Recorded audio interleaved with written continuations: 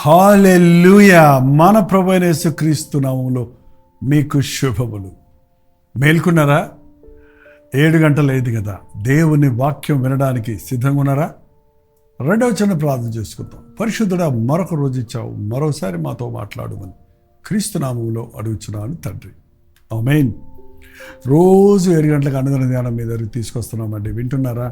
దయచేసి వినండి. ఒక్కోసారి మిస్ అయినా మళ్ళీ వినడానికి అనుకూలంగా డాక్టర్ జైపాల్ యూట్యూబ్ ఛానల్ మీరు సబ్స్క్రైబ్ చేసుకుంటే మీకు ఇంటిమేషన్ వస్తుంది. లేక మీరు మళ్ళీ దాంట్లోకి వెళ్ళి యూట్యూబ్లోకి వెళ్ళి మీరు బ్రౌజ్ చేయొచ్చు. ఫేస్బుక్లో, ఇన్స్టాగ్రామ్లో మరి అనేకమైన పంపిస్తున్నారు. మరి చూస్తున్నారు అంటున్నారు కొందరు, కానీ మీరు ఎప్పుడు ఆ విషయాన్ని మాకు తెలియచేయటం లేదు. మరి ఎంతో కష్టంతో వ్యయ ప్రయాసాలు కోర్చి ఈ సోషల్ మీడియా ద్వారా రోజు పొద్దున్న, మధ్యాహ్నం, సాయంత్రం, తెల్లవారుజామున వాక్యాన్ని అందిస్తున్నాం.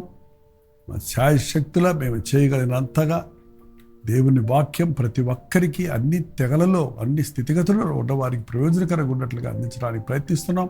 మీ ప్రార్థనలు మాకెంతో అవసరం, మీ సహకారం మాకు అవసరం.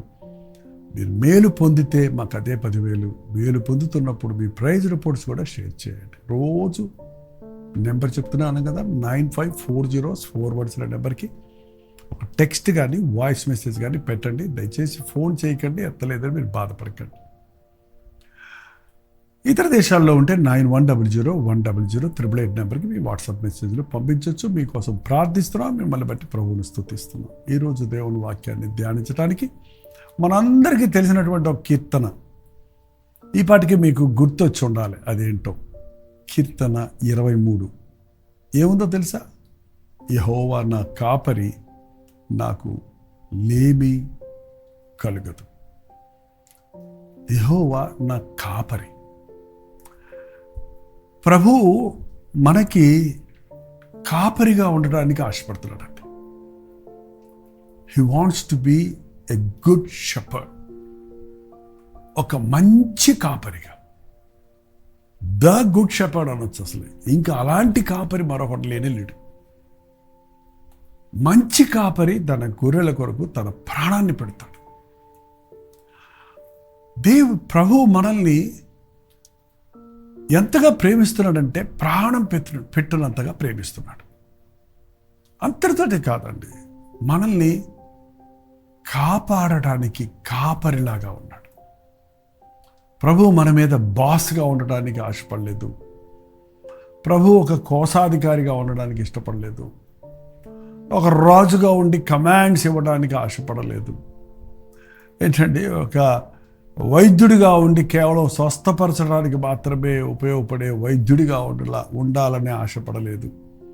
కానీ ఆయన ఒక కాపరిగా ఉండాలని ఆశపడ్డాడు. ఎంతమంది మీరు యేసు ప్రభువుని మీ కాపరిగా అంగీకరించాడు? బైబిల్లో మళ్ళీ రాయబడింది, నేను మంచి గొర్రెల కాపరిని, మీరు గొర్రెలు, నేను మీ కాపరిని. నేను మిమ్మల్ని ఎలా నడిపిస్తాను, ఎలా పోషిస్తాను, ఎలా సంరక్షిస్తాను, ఎలా మీకు తోడై ఉంటాను, ఎలా మిమ్మల్ని గమనిస్తాను, ఎలా మీ గాయాలు మాన్పుతాను, ఎలాగూ మిమ్మల్ని నడిపిస్తాను, ఎలాగూ మిమ్మల్ని మేపిస్తాను అని చెప్తున్నాడండి. నిజం కదా? ఒక తల్లికి కొన్ని పనులే ఉంటాయి మనకి చేసే. అన్ని తల్లులు అన్నీ చేయలేరు కదా. ఆహారం సిద్ధపరుస్తాడేమో. ఒక తండ్రికి కొన్ని చేయగలడు, ఒకవేళ సంపాదించి పెడతాడేమో. ఒక టీచర్ కొంతే చేయగలడు, ఒకవేళ ఆ క్లాస్ రూమ్లో ఉన్నప్పుడు మనకి టీచ్ చేస్తాడేమో. ఒక ఫ్రంట్ కొంతే చేయగలడు. ఈ లోకంలో ఒక ప్రభుత్వం కొంతే చేయగలదు మనకి. అన్నీ ఏం చేస్తారు వాళ్ళు చెప్పండి? ఈ లోకంలో ఏ కోర్టులు మనకి ఎంత న్యాయం చేయగలవు? పోలీస్ స్టేషన్లు మనకి ఎంత కాపుదలు ఇవ్వగలవు? ఎవరు ఏ పని చేయాలో అది మాత్రం చేస్తారు. కానీ యేసయ్య ఇవన్నీ చేసి పెట్టేవాడు ఉంటాడు. ఒక తల్లిలాగా మనల్ని ఆదరిస్తాడు, ఒక తండ్రిలాగా మనల్ని సంరక్షిస్తాడు, ఒక కాపరిగా మనల్ని కాస్తాడు, ఒక రాజుగా మన అవసరతలన్నీ తీరుస్తాడు. ఒక న్యాయాధిపతిగా మన పక్షంలో ఉండి మనకు న్యాయం ఇస్తాడు. ఒక అధికారిగా అపవాదిని బంధించి మనకు విడుదలిస్తాడు. కాపరి 1 hour డ్యూటీ కాదండి, 24/7 కాపరి కావలి కాస్తాడు. నేను గొర్రెలకు మంచి కాపరిని. గొర్రెలు తప్పిపోయినప్పుడు వెతికి పట్టుకుంటాడు. మొళ్ళల్లో చిక్కుకున్నప్పుడు వాటిని విడిపించి వాటి గాయాలకు నూనె రాసి కట్టు కడతాడు. ముండికి తిరిగి దారి తప్పుతున్న గొర్రెను కాళ్ళ మీద ఒక దెబ్బ కొట్టి గాయమైతే నూనె పోసి కట్టుకట్టి భుజం మీద ఎక్కించుకొని మోస్తాడు. ఎంత మంచి ప్రభు! నీ జీవితంలో ఇటువంటి అనుభవాలు ఉన్నాయా? నా ప్రభు నన్ను పోషిస్తున్నాడు, నన్ను నడిపిస్తున్నాడు, భూమి యొక్క శ్రేష్టమైనటువంటి వాటిని నాకు అనుగ్రహిస్తున్నాడు, నేను తప్పిపోయినప్పుడు నన్ను దారి మళ్ళిస్తున్నాడు, నేను మాట పడినప్పుడు నన్ను గద్దించి శిక్షిస్తున్నాడు, నేను బాధలో ఉన్నప్పుడు నన్ను హత్తుకొని ఆదరిస్తున్నాడు, నాకు దాహం వేసినప్పుడు శాంతికరమైన జలములను వద్ద నడిపిస్తున్నాడు, పచ్చిక గల చోట్ల నన్ను ఆయన పరుండ చేస్తున్నాడు. దావీదు రాసిన 23వ కీర్తన మీరు అందరూ ఎక్కువ వచ్చేసినప్పుడు అంటే మనం మర్చిపోతుంటాం. ఎక్కువ వచ్చేసి అనుకున్నవి ఆటోమేటిక్గా చెప్పేస్తుంటాం, అందులోని భావాన్ని అర్థం చేసుకోకుండా. క్లుప్తంగా ఒకసారి చదువుకుందాం. చూడండి, కీర్తన 23. మీ పిల్లలకు నేర్పించండి చిన్న వయసులోనే. ఇది వారు పెద్దవారు అయినప్పుడు వారికి ఎంతగానో ఉపయోగపడుతుంది. ఇప్పుడు కూడా ఉపయోగపడుతుంది. యెహోవా నా కాపరి, నాకు లేమి కలగదు. పచ్చిక చోట్లలో ఆయన నన్ను పరుండ చేయుచున్నాడు. ఎక్కడ? పచ్చిక గల చోట్ల ఆయన నన్ను పరుండ చేయుచున్నాడు.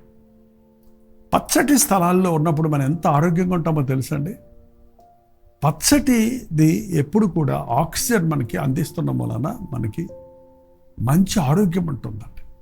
ఎంత అద్భుతంగా దేవుడు సృష్టించేశాడో చూడండి. మనకు ప్రాణవాయువు కావాలి, మన రక్తం నిండా ప్రాణవాయువు ఉండాలి. ఆ ప్రాణవాయువు మన అవయవాలన్నీ తిరిగి అన్ని అవయవాలు పనిచేయడానికి ప్రాణం పోయాలన్నట్టు మనం ప్రాణవాయువు పీల్చుకొని అది ఫిల్టర్ అయిపోయిన తర్వాత కార్బన్ డైఆక్సైడ్ అంటే బొగ్గు పులుసు వాయువుని మనం వదులుతున్నాం. ఈ చెట్లు ఏం చేస్తున్నాయి? పచ్చని చెట్లు బొగ్గు పులుసు వాయువు పీల్చుకొని ప్రాణవాయువును వదిలిపెడుతున్నాయి. అందుకే చెట్లు చేమలు ఉన్నప్పుడు మనుషులు 900 సంవత్సరాలు 800 సంవత్సరాలు జీవించారు. వాతావరణం కరెక్ట్గా ఉండేది. ఇవాళ ఫారెస్ట్లన్నీ కొట్టేసి చెట్లన్నీ కొట్టేసి ఫ్లాట్స్ కట్టేస్తున్నారు కదా. కొంచెం ఒక్కరోజు వర్షం వస్తే ఊరు ఏమైపోతుందో చూడండి. మనకి మంచి ప్రాణవాయువు ఇస్తాడు. పచ్చిక గల చోట్ల పరుండ చేయుచున్నాడు. శాంతికరమైన జలముల యొద్ద నన్ను నడిపించుచున్నాడు. మంచి నీరు లేవండి ఇప్పుడు పట్టణాల్లో. కెమికల్స్ కలిపి క్లోరిన్ కలిపి ప్యూరిఫై చేశామంటూ దాన్ని రకరకాల ప్రాసెస్ చేసి అందులో ఉన్న ఖనిజాలన్నీ చచ్చిపోయిన తర్వాత ఒట్టి మందులు నీళ్ళు తాగుతున్నాం. మనం మందులు వాడుకొని బతుకుతున్నాం. మనం ప్రభు అంటున్నాడు, నేను మిమ్మల్ని శాంతికరమైన జలముల యొద్ద. ఆ నదులు ప్రవాహాలు మీరు చూస్తే ఆ నది ప్రవహిస్తూ ఉండగా ఆ నదిలోని నీరు ఫిల్టర్ అయిపోతూ ఉంటాయండి, ప్యూరిఫై అయిపోతూ ఉంటాయి. అందుకే చెప్తారు చూడండి, ఇప్పుడు కూడా కొన్ని బాటిల్స్ అమ్ముతున్నారు. ఇవన్నీ న్యాచురల్ వాటర్, డబుల్ రేటు పెట్టి. We don't know how much it is true. కానీ ఖనిజాలతో ఉన్న నీటిని ప్రభు అంటున్నాడు, నీకు శాంతికరమైన జలముల చెంత నేను నడిపిస్తాను.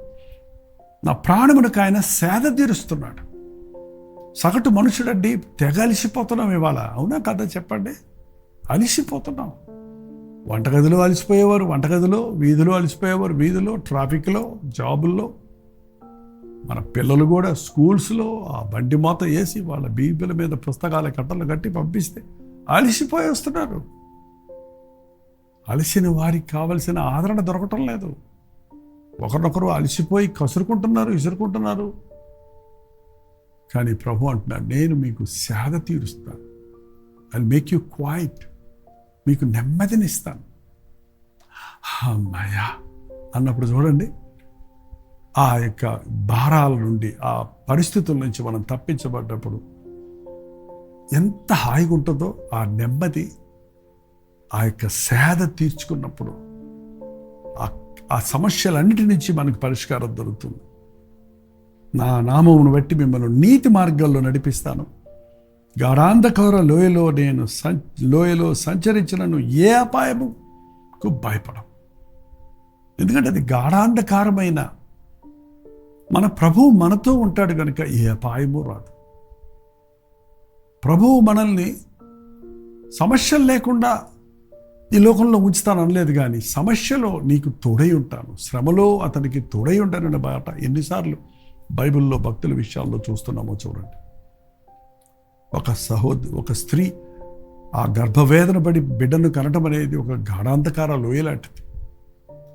ఈ రోజున ఒక డాక్టర్ డయాగ్నోస్ చేసి నీకు సర్జరీ చేయాలి, ఇదే మేజర్ సర్జరీ అని చెప్పి నీకు అనస్థీషియా ఇచ్చి మత్తు కలుగజేసి ఆ తర్వాత నువ్వు సర్జరీ అయిన తర్వాత నువ్వు మత్తు వదిలినప్పుడు ఆ అపాయకరమైన ఆ థియేటర్లో నుంచి నువ్వు బయటికి కోలుకొని వచ్చినప్పుడు ఆ గాఢాంధకార లోయలో ఆపరేషన్ విషయంలో దేవుడు నీకు తోడై ఉన్నాడు కనుక ఎంతోమంది ఆపరేషన్ టేబుల్ మీదే చనిపోయే వాళ్ళు ఉన్నారు. నీకు నేను తోడై ఉంటాను, నిన్ను స్వస్థపరుస్తానంటున్నాడు. ఏ అపాయము నీకు రాకుండా నేను కాపాడతాను. ఎన్ని అపాయాలండి ఇవాళ! ప్రకృతి వైపరీత్యాలు, యాక్సిడెంట్లు చూడండి, హెలికాప్టర్ యాక్సిడెంట్స్, ఫ్లైన్ క్రాషెస్, ఎంతమంది చనిపోతున్నారు. ప్రథములు గొప్పవారు. రోజులో నీతిమంతుడి కడుగు అపాయములు అనేకమైనవి, కాటి వారి అన్నిటి నుంచి నేను విడిపిస్తానంటున్నాడు. ఈ ప్రభువును నీ కాపరిగా చేసుకో. ప్రభువా, you be my Lord and my shepherd. నీవే నా కాపరిగా ఉండు, నా రాజుగా ఉండు, నన్ను నడిపించు అని ఎప్పుడన్నా ప్రార్థించారా? యేసయ్య మంచి కాపరండి. తన ప్రాణం పెట్టి నీ ప్రాణాన్ని కాపాడటానికి ఆశపడిన వాడు, నిన్ను నడిపించేవాడు, నీ ఆకలి తీర్చేవాడు, నీ దాహం తీర్చేవాడు, నీ బాధను ఉపశమనం ఇచ్చేవాడు, నీకు తోడై ఉండేవాడు, నిన్ను హెచ్చరించి గద్దిరించి గోతుల్లో పడిపోకుండా పాపంలో పడకుండా తన దండముతో, దుడ్డుకట్టతో, దండముతో నిన్ను సరైన దారిలో నడిపించే గొప్ప దేవుడు. శత్రువులు ఎదుట నాకు భోజనము సిద్ధపరచుదము. అవునండి, ఒకటి ప్రవర్తన దేవునితో సరిగొన్నప్పుడు వారి శత్రువులు కూడా మిత్రులుగా మారుతారు. ఈ రోజున మిత్రులు కూడా శత్రువులుగా చేసుకుంటున్నారు చాలామంది. మీకు మేలు చేసేవారితో కూడా మీరు వైరం పెట్టుకొని మీ కుటుంబాన్ని మీరే కూలగొట్టుకుంటున్నారు. ఎవరైనా ఎప్పుడైనా అండి భార్య భర్తకు, భర్త భార్యకు శత్రువుగా ఎంచొచ్చా? మేలు కోరుతుంది భార్య అని నమ్మవా? నీ భర్త నిన్ను సంరక్షించేవాడు, నిన్ను ప్రేమించేవాడని విశ్వసించవా? ఎందుకలా ఒకరి మీద ఒకరు నేరాలు మోపుకుంటూ కుటుంబాన్ని కూలగొట్టుకుంటారు? నీవు ప్రార్థించే వ్యక్తివైతే, నీ దేవుడు నీకు తోడుంటే, ఒకవేళ నీకు విరోధంగా ఉన్న నీ ఇంటివారో బయటివారో పగవారో కానీ వారిని నీకు దేవుడు మిత్రుడిగా చేస్తానంటున్నాడు. నీతో సమాధానపడేటట్టు చేస్తానంటున్నాడు. బ్రతుకు దినములన్నీ కృపాక్షేమములు మనల్ని వెంటాడతాయి. ఇవాళ చూడండి, పొలిటీషియన్స్కి, సెలబ్రిటీస్కి పక్కన చాలా సెక్యూరిటీ కావాలి, బందోబస్తు కావాలి. బ్లాక్ కార్డ్స్ అంటాయి, ఎటెటో చెప్తారు, ఏదో ఆ సెక్యూరిటీ ఈ సెక్యూరిటీ, 4-5 తుపాకులు పట్టుకొని వాళ్ళని కాచుకుంటూ కాపాడుకుంటూ వెళ్తారు. ప్రభువుని నమ్మిన వారికి ఆయన ఇచ్చే బాడీగార్డ్స్ ఎవరో తెలుసండి? కృపాక్షేమము. కృపాక్షేమములు నన్ను వెంటాడతాయి. నువ్వు ఎక్కడికి వెళ్తుంటే అక్కడ నీ పక్కన కృపాక్షేమములు, ఏ ఆపద కలగకుండా, ఏ కీడు జరగకుండా, నువ్వు పడిపోకుండా, నువ్వు పాడైపోకుండా కృప చూపించే ప్రభు నీకు క్షేమాన్ని ఇస్తూ నీ జీవితాంతం నీకు తోడై ఉంటాడు. చిరకాలము నేను యెహోవా మందిరములో నివాసము చేసేదను. ఇక్కడ దేవుడిచ్చే కాపుదల పొందడమే కాదండి, ఈ ప్రభువును మన కాపరిగా చేసుకున్నప్పుడు, మన ప్రభువుగా చేసుకున్నప్పుడు మనల్ని ప్రభు ఎక్కడి దాకా నడిపిస్తాడనుకున్నారు? ఎప్పటిదాకా నడిపిస్తారంటున్నారు? మరణం వరకు మనకు ఆయన తోడై ఉంటాడు. మరణములో నుండి మనల్ని జీవములోనికి ఆయన నడిపిస్తాడు. చిరకాలము ఆయన మందిరములు, ఆయన రాజ్యములు, ఆ పరలోక రాజ్యములు ఆయనతో పాటు కూర్చుండే భాగ్యాన్ని ఇస్తాడు. ఈ యేసయ్యను మీ ప్రభుగా కాపరిగా అంగీకరించండి. ప్రార్థన. పరిశుద్ధుడా, నీకు వందనములయ్యా. మనుషుల్ని నమ్మి మోసపోయామయ్యా, అధికారులను నమ్మి నష్టపోయామయ్యా, ప్రభుత్వాలను నమ్మి తీరని నష్టానికి గురవుతున్నామయ్యా. నమ్మదగిన దేవా, కాచి కాపాడే ప్రభువా, కీడు నుండి తప్పించే దేవా, నడవవలసిన మార్గాన్ని చూపించే ప్రభువా, మా ఆకలి తీర్చేవాడా, మా దాహం తీర్చేవాడా, మా అంతరాంగానికి తృప్తినిచ్చే ప్రభువా, ప్రతి కీడు నుండి తప్పించే దేవా, అపాయం నుండి విడిపించే ప్రభువా, నీ అందే విశ్వసిస్తున్నామయ్యా.